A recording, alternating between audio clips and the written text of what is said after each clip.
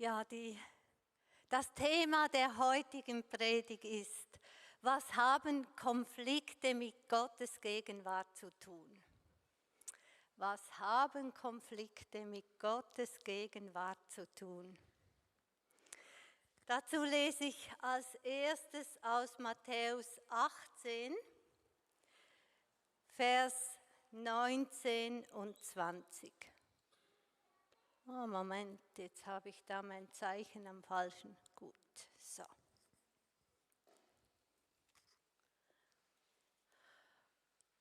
Und noch etwas sage ich euch. Wenn zwei von euch hier auf der Erde darin eins werden, um etwas zu bitten, was immer es auch sei, dann wird es ihnen von meinem Vater im Himmel gegeben. Denn wo zwei oder drei in meinem Namen versammelt sind, da bin ich in ihrer Mitte.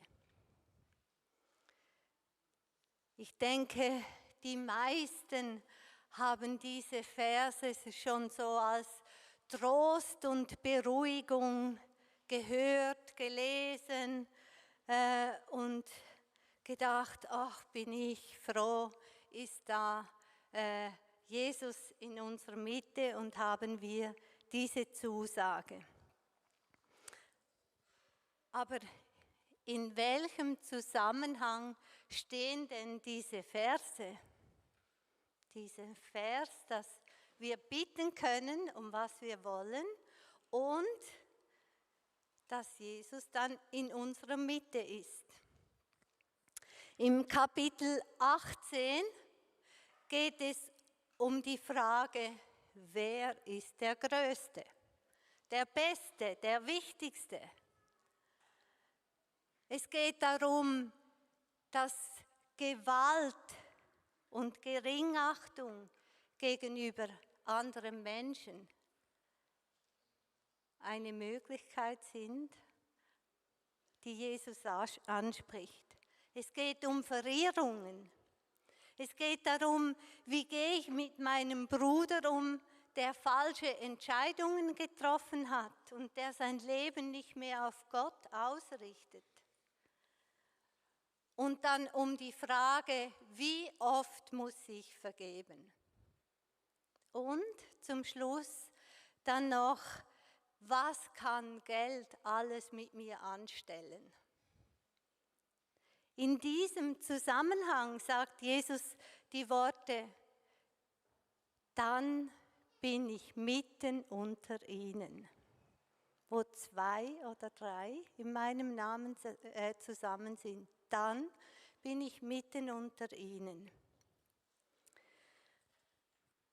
Wir als Vineyard Bern sprechen immer wieder davon, dass wir uns nach der Gegenwart Gottes sehnen.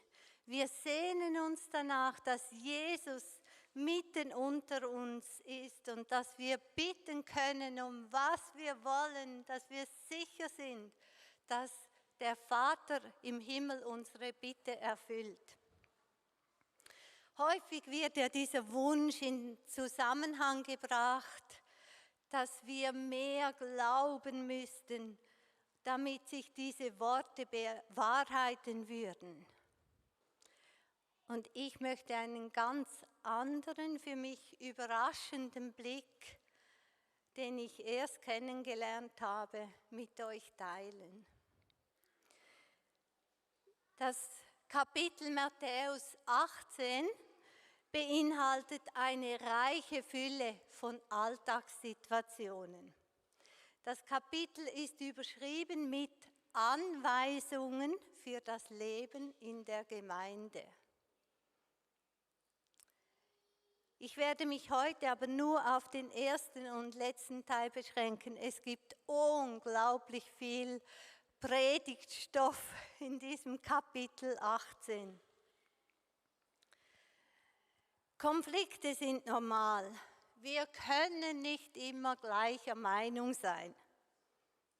Das scheint uns allen klar, mindestens im Kopf.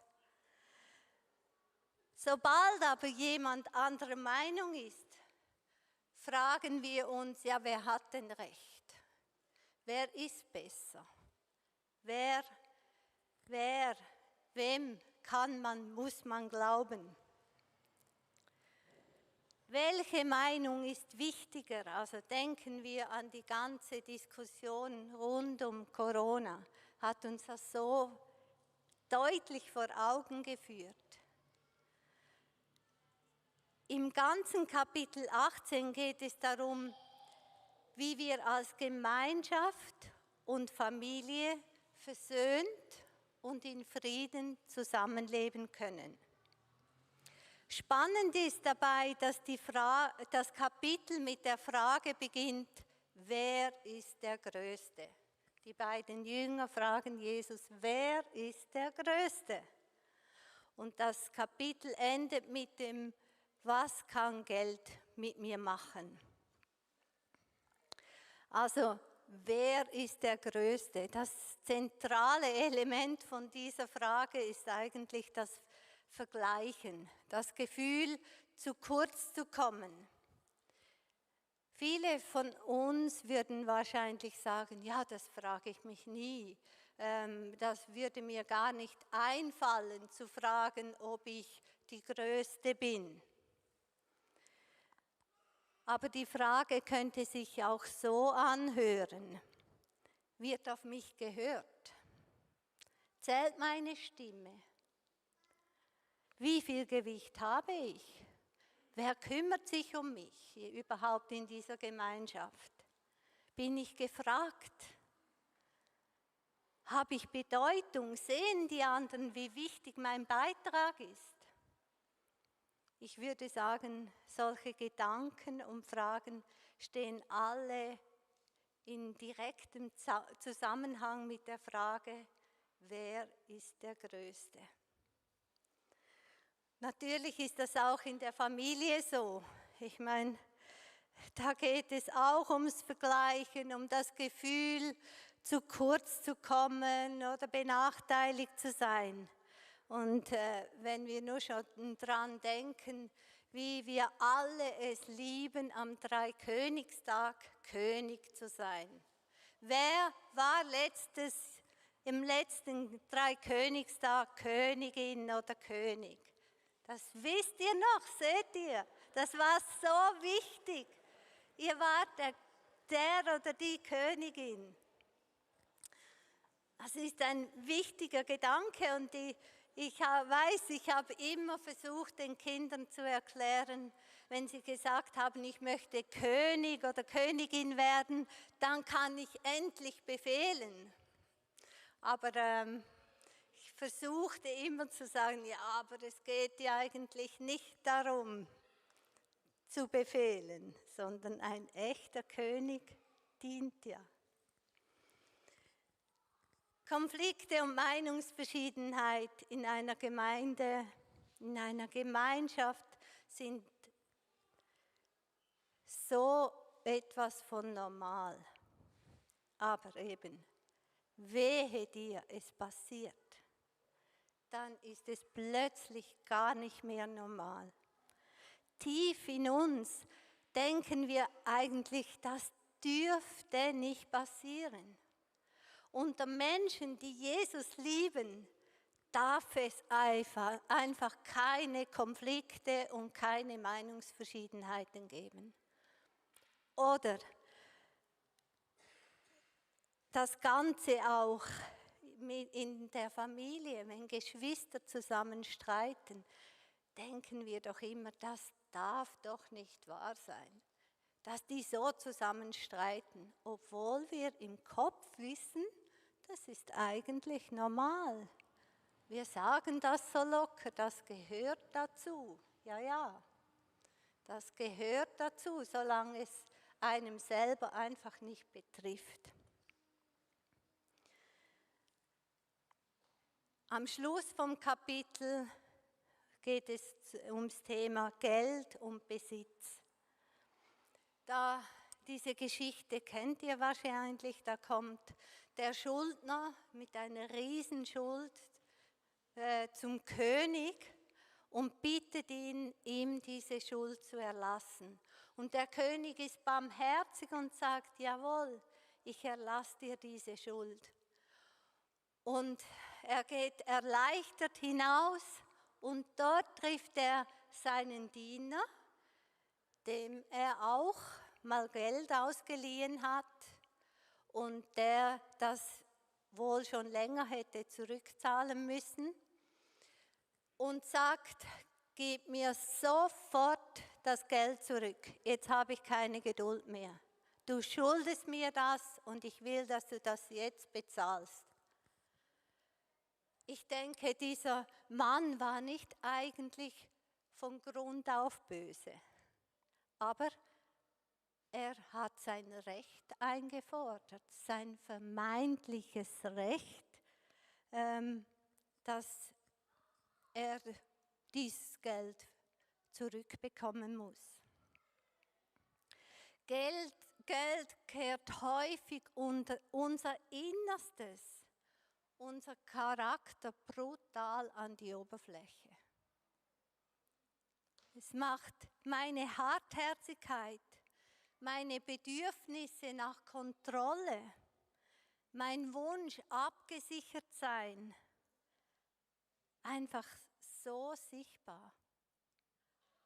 Aber auch, es macht auch sichtbar, dass ich denke, oder es gibt einige, die dann nicht Kontrolle haben wollen, sondern die Verantwortung abgeben und sagen, mit diesem Geld will ich gar nichts zu tun haben, das geht mich nichts an, ich lasse das andere entscheiden.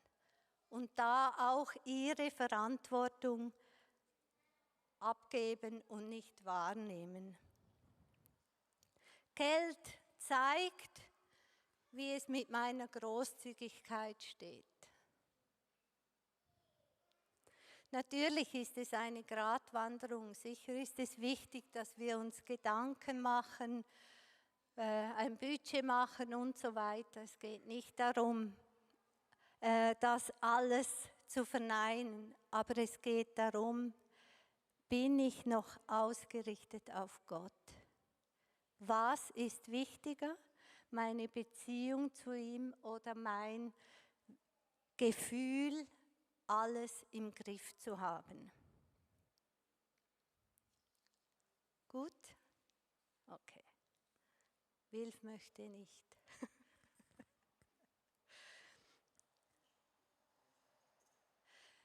Wie äußert sich denn mein Umgang mit Geld und Besitz in der Gemeinde?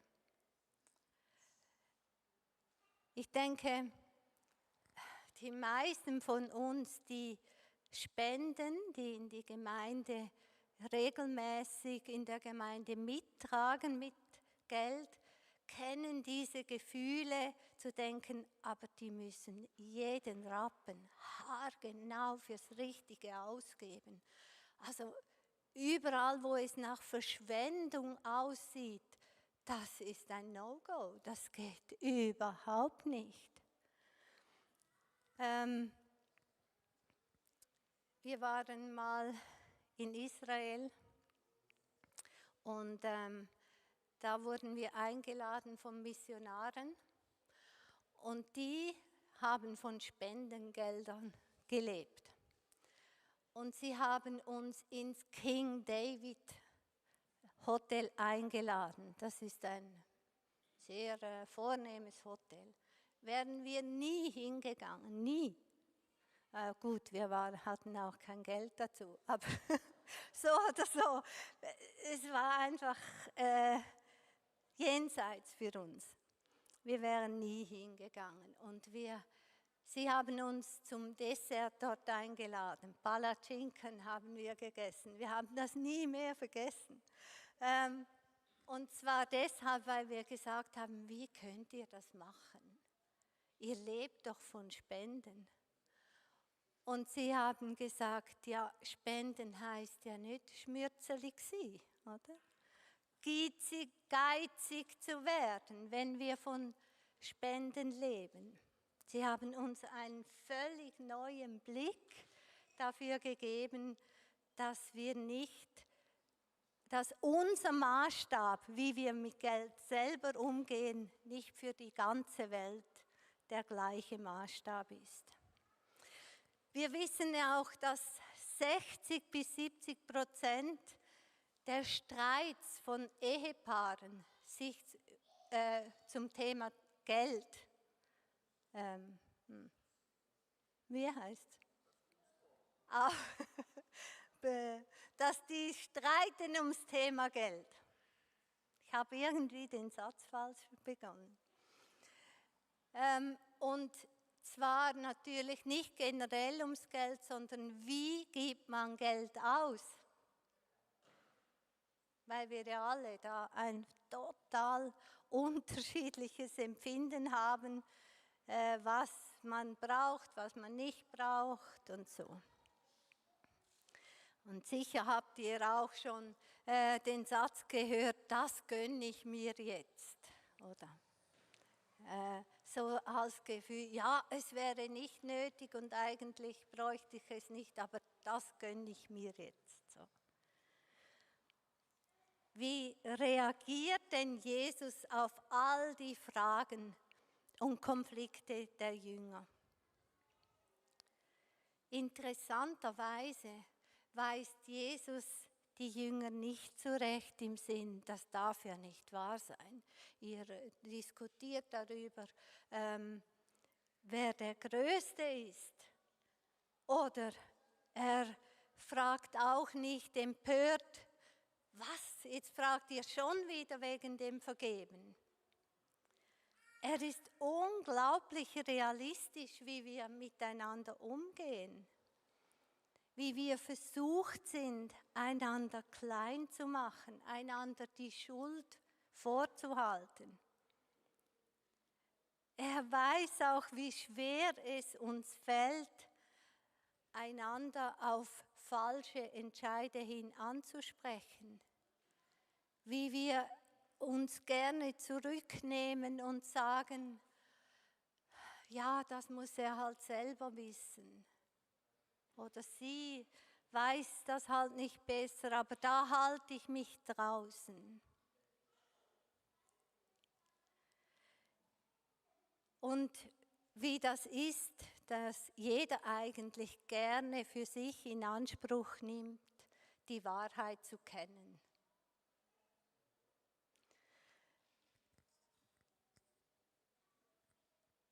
Der Umgang mit Konflikten und Meinungsverschiedenheiten ist ja nicht einfach.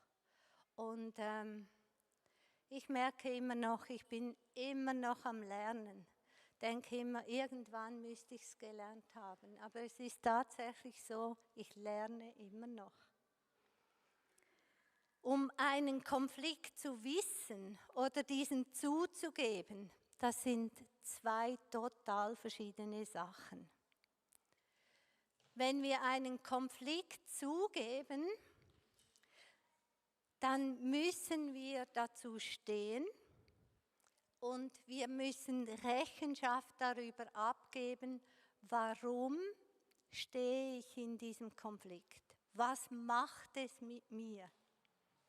Ich muss mich also in erster Linie mal mit mir selber beschäftigen. Und es kann sein, dass ich meinem eigenen Zorn und meinen Ängsten ins Auge schauen muss. Oft verdecken ja Gemeinden und Familien Konflikte, weil sie denken, wir müssen aufpassen, dass die Beziehungen nicht kaputt gehen. Aber Tatsache ist, dass die Beziehungen kaputt gehen daran, dass man nicht darüber spricht, Konflikte nicht anspricht. Weil wenn wir das nicht machen, können wir uns auch nicht versöhnen. Wenn wir nicht darüber reden, können wir auch nicht um Vergebung bitten. Können wir nicht den anderen um Vergebung bitten und sagen, hey, ich habe so schlecht über dich gedacht oder vielleicht gesprochen. Ich möchte dich um Vergebung bitten. Vielleicht haben wir sogar einander den Glauben abgesprochen. Und wir können wenn wir nicht darüber reden, uns nicht dafür entschuldigen. Jetzt, wie merken wir denn, ob ich in gewissen Beziehungen unversöhnt bin? Da könnte man ganz viel dazu sagen. Einfach ganz kurz, dass eine Möglichkeit, das zu testen, wenn wir eigentlich dankbar sind, dass da Distanz zwischen uns ist. Oder wenn man denkt, also diese Gemeinschaft brauche ich wirklich nicht, das habe ich nicht mehr nötig. Und ich suche mir Gemeinschaft mit Menschen, die mir wirklich entsprechen. Dann könnte man denken, da steckt etwas dahinter. Jesus geht radikal mit Konflikten und Meinungsverschiedenheiten um und zeigt Lösungen, die eigentlich sehr wehtun oder uns zumindest sehr herausfordernd. Er spricht das Problem und den Konflikt eindeutig an. Er lässt sich nicht von der Angst zurückhalten, wie er oder sie wohl reagieren könnte oder ob sich eventuell einer der Jünger abwenden würde, wenn er das so direkt ansprechen wird. Jesus geht davon aus, dass eine funktionierende Gemeinschaft nicht mit ungeklärten Konflikten bestehen kann. Er sagt, dann hast du deinen Bruder zurückgewonnen.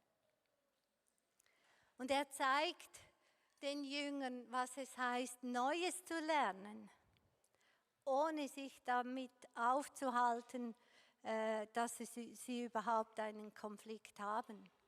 Er sagt ihnen, wer sich selbst erniedrigt und wird wie ein Kind. Er macht deutlich, dass wir ein Bewusstsein entwickeln müssen, dass unsere Gemeinschaft gestört und unterbrochen wird, wo wir unsere Verantwortung einander gegenüber nicht wahrnehmen. Wenn er sagt, wenn dein Bruder, deine Schwester sündigt, dann geh zu ihnen und stell ihm unter 4 Augen zur Rede. Eine harte Sache. Aber da sagt er auch, da bin ich in ihrer Mitte. Jesus ist gegenwärtig in einer vergebenden, versöhnten Gemeinschaft. Da ist er mitten unter uns. Mich hat das total überführt. Jesus geht nicht vom Einzelnen aus. Hauptsache, du glaubst und tust das Richtige. Für ihn ist die Frage wichtiger, wie versöhnt leben wir als Gemeinschaft? Wie versöhnt leben wir in unserer Familie? Mit und durch Jesus können wir versöhnt leben. Sogar wenn wir noch mitten in einem Konflikt sind oder immer noch nicht gleicher Meinung sind. Das ist nicht die Voraussetzung, einander zu vergeben und zu versöhnen. Jesus scheint es wichtiger zu sein, wie wir in der Gemeinschaft immer wieder aufeinander zugehen und unsere Herzen füreinander öffnen. Da sagt er, da bin ich mitten unter ihnen. Da, wo wir einander verstehen wollen und einander nicht für das eigene Befinden verantwortlich machen, sondern selber Verantwortung übernehmen, sagt Jesus, da bin ich mitten unter ihnen. Wo wir einander verstehen wollen, wo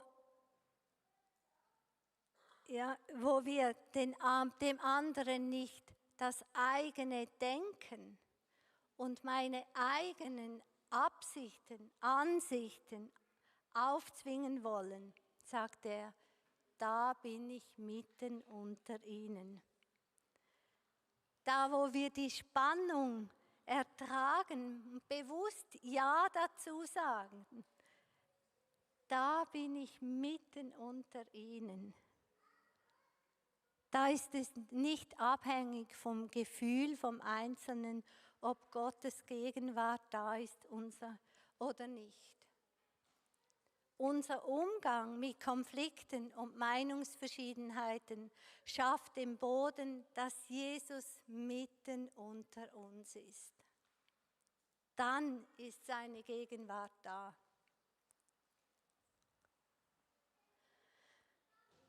Da bin ich mitten unter ihnen. Was für eine Zusage.